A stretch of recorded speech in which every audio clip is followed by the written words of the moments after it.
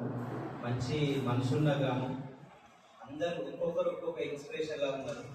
నేను స్టార్టింగ్ నాకు Rajeshwar sir చొరవతోని Basavaraj sir మీద ప్రేమ అభిమానం ఆయన అంటే కూడా నాకు ఒక ఆత్మీయ బంధువులాగా అనిపిస్తుంది. ఎందుకంటే సార్ ఎప్పుడు మెసేజ్ చేసిన సార్ స్టేటస్ చూసినా కానీ ఒక బాండింగ్ అనేటువంటిది అనిపిస్తుంది. ఆ ప్రేమ ఇక్కడ తీసుకొచ్చింది.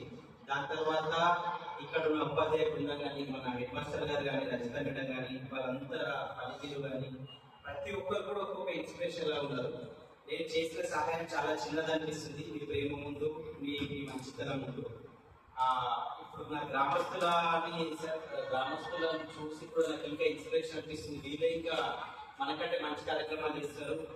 మిమ్మల్ని ఇన్స్పిరేషన్ తీసుకుని భవిష్యత్తులో నేను ఇంకా ఈ విలేజ్కి ఇంకా ఏదైనా చేస్తానని మాటిస్తున్నా. పిల్లలు చిన్న పిల్లలు వాళ్ళకి ఇప్పుడిప్పుడే వాళ్ళు ఎదుగుతున్నారు కాబట్టి మన Ravindra school principal Sainath sir చెప్పినట్టు పిల్లలకి కమ్యూనికేషన్ స్కిల్స్ మీద కూడా చాలా ఫోకస్ చేయాలని ప్రజలకి వినిపిస్తున్నాను. ఎవ్రీడే ఒక 1 అవర్ కమ్యూనికేషన్ స్కిల్స్ పైన ఇంగ్లీష్ మీద ఇంప్రూవ్మెంట్ కోసం డైలీ ఒక 1 అవర్ సెషన్ పెడితే ఇంకా పిల్లలకు మంచి గ్రోత్ వస్తుంది.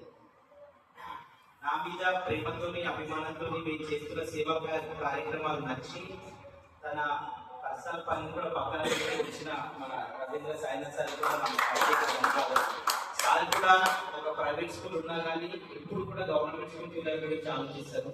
ఊళ్ళో రవీంద్ర స్కూల్ సాది ప్రైవేట్ స్కూలే కానీ ఎప్పుడు కూడా గవర్నమెంట్ స్కూల్ పిల్లలకి ఏం చేయాలా, అందుకే స్టేజ్ మీద మనం అడగకపోయినా మాటించింది. సో ఇలాంటి గొప్ప వ్యక్తులు అనేటువంటిది మనం ఒక సమూహంగా ఏర్పడి మన దేశంని మన స్వార్థం వదిలేసి నానకుండా మనాన్ని మనం 10 మందికి తీస్తే అవి మళ్ళీ వృక్షాలాగా పెరిగి మనకే మళ్ళీ లీడర్ ఇస్తాయి. సో అలా మనం అందరం కూడా కలిసి